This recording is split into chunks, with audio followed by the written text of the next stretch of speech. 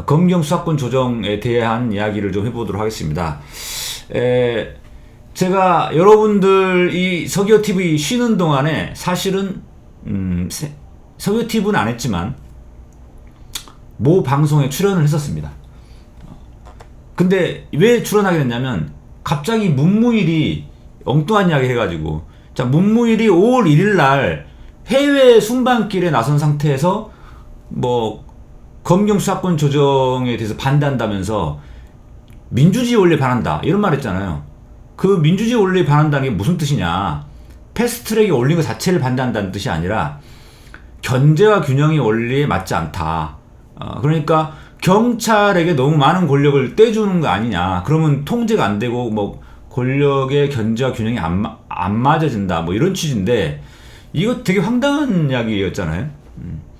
그래서 제가 이 부분에 대해서 바로 이 문무일의 발언이 있자 SBS CNBC라는 방송에서 저에게 방송 출연 요청이 왔어요, 급하게. 그래가지고 금요일 날 제가 출연을 했죠. 그래서 그때 이 문무일 총장의 발언에 대해서 제가 강력하게 비판을 했습니다. 왜냐하면 이 견제 균형이라는 거는 자, 검찰에게 너무 권한이 과도하게 집중되어 있기 때문에 견제와 균형의 원리 차원에서 수사권 조정을 하자라는 거였잖아요. 그러니까 이 검경 수사권 조정 자체가 견제와 균형의 원리, 민주주의 원리에 가장 합치되는 거죠. 근데 여기에 반한다고 하니까 되게 황당한, 논리적으로 모순되는 이야기를 했었어요. 자, 이게 바로 제가 출연했던 건데요. 오른쪽에 있는 화면은 보지 마시고 왼쪽에 있는 화면을 봐주세요. 왼쪽에 있는 이제 서기호가 출연하는, 이게 SBS CNBC의 용감한 토크쇼 직설이라는 프로그램입니다. 용감한 토크쇼 직설. 이거는 어떻게 들어가서 보냐면은 SBS를 일단 칩니다. 다음 포털에다가. 그 다음에 여기 SBS 포털에 들어가 보면 여기에서 검색을 직설로 치면 됩니다. 다른 거 다 볼 필요 없고요. 용감한 토크쇼 직설 이렇게 칠 필요 없고 그냥 직설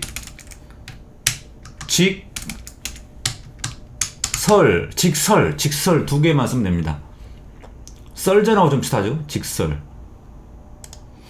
이렇게 하면은 용감한 토크쇼 직설에 다시 보기가 나와요. 이게 무료입니다. 무료입니다. 그리고 요거 756회 문무일이 나오는 요게 바로, 근데 무료긴 한데 단점이 광고가 너무 많이 나와요. 광고 지나가는데 한참 걸립니다. 그래서 여러분 이거 보시려면 조금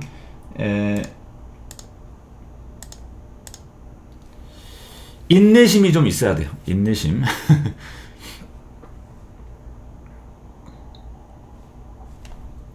이게 너무 땡겨졌네.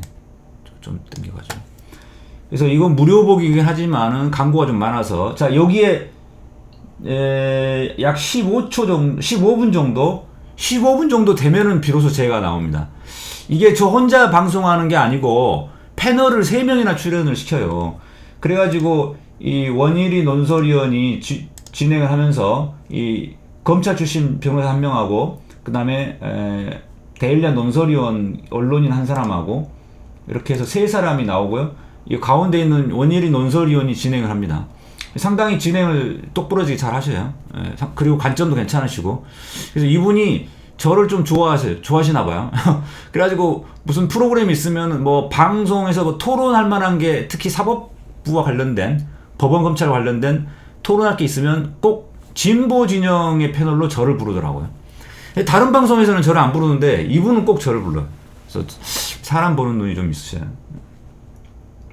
어찌됐든 여기서 제가 이 문무일 총장의 발언에 대한 비판을 딱 했는데, 딱 같은 날 3일 오전, 같은 날 3시, 같은 날 오전에 박상기 법무부 장관이 이 수원 검찰청사에서 열린 준공식에서 기념사를 하면서 검찰의 수사와 관행 권한은 견제와 균형에 맞도록 재조정돼야 된다라고 하면서 이 검경 수사권 조정이야말로 견제와 균형의 원리에 맞게 재조정되는 것이다.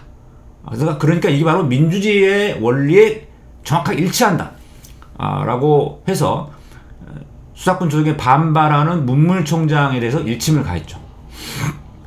어쩌면 이 박상기 법무장관이 제가 했던 말하고 똑같은 이야기를 하신 거예요. 아주 비슷한 시간에 열린 준공식에서 같은 이야기를 하셨어요. 박상기 법무장관과 제가 좀 텔레파시가 통했나 봐요.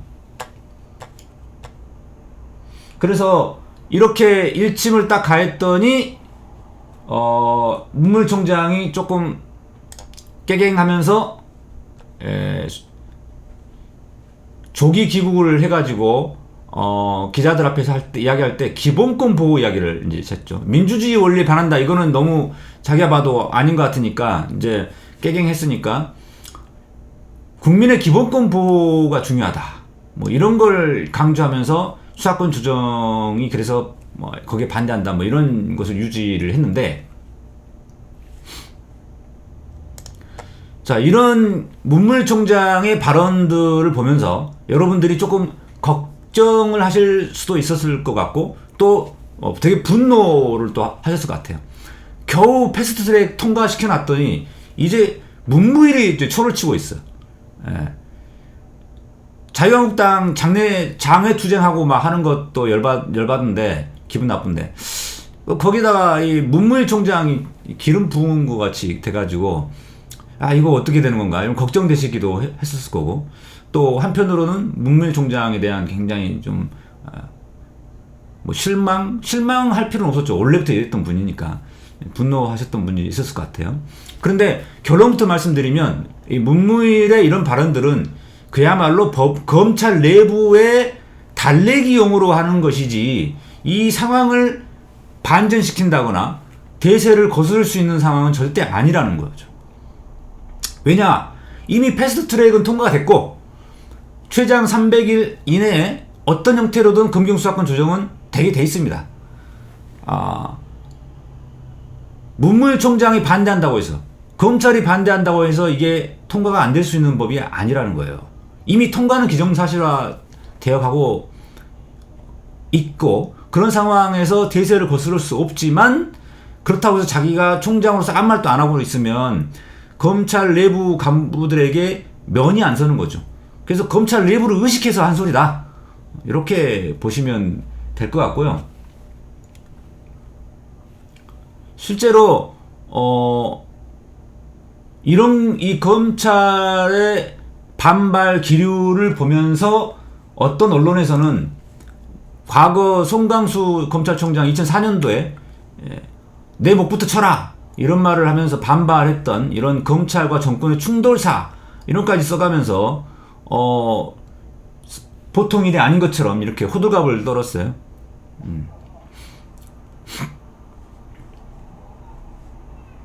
하지만 검찰이 아직까지는 권한이 좀 세다 보니까 언론에서 이게 검찰총장의 발언에 대해서 주목하고 자꾸 검찰이 반발이 뭔가 심상치 않다는 것처럼 이렇게 언론 보도를 써대지만, 사실은 이미 검찰은 이미 권한이 한풀 꺾여 있습니다. 마치 어떤 거랑 비슷하냐면 조선일보가 어떤 이야기를 한다고 해도 이제 사람들이 안 먹혀 들어가잖아요. 그거랑 비슷해요. 검찰이 어떤 이야기를 한다고 해도 이제 국민들이 거기에 속지 않습니다. 넘어가지 않습니다. 검찰총장이 뭐 내 목을 쳐라 뭐 이런 말 한다고 해서 검찰 내부가 집단적으로 반발할 수 있는 상황도 아닙니다. 그만큼 국민들의 의식 수준도 일단 많이 높아졌고, 그 다음에 검찰 개혁의 필요성들이 이명박 박근혜 10년 동안 엄청나게 높아졌었잖아요. 필요성들을 국민들이 많이 느꼈고, 그 다음에 검찰 내부에도 검찰의 내부에 있는 검사들조차도 검찰 개혁의 필요성은 느끼고 있는 겁니다. 어떤 형태로든 개혁될 거다. 검찰의 권한은 줄어들 수밖에 없다. 라는 숙명이라는 것을 검사들도 이제 알아요. 그래서 검사들 내부도 옛날 2003년도에 노무현 대통령한테 막 평검사들이 대화하면서 대들었던 것처럼 그렇게 대들 수 있는 상황이 아니라는 겁니다. 검찰 내부에 하늘다라짐님이 말씀하셨죠. 여기 윤석열 지검장, 그 다음에 우리 이문정 검사, 이런 사람들처럼 양심 있는 이런 괜찮은 검사들이 많이 늘어났고, 김영삼 또 노태우 이런 기존에 임용됐던 그런 검사들은 거의 대부분이 이제 떠났고, 검찰 간부들 중에 몇 명 남아 있는 거고요. 평검사들, 노무현 대통령과 김대중 대통령 시절에 임관했던 우리 서정 검사 같은 그런 평검사들은 생각이 많이 달라요. 오히려 일도 많은데 좀 사건 좀 떼주고 일도 좀 줄였으면 좋겠다, 이런 생각을 하죠.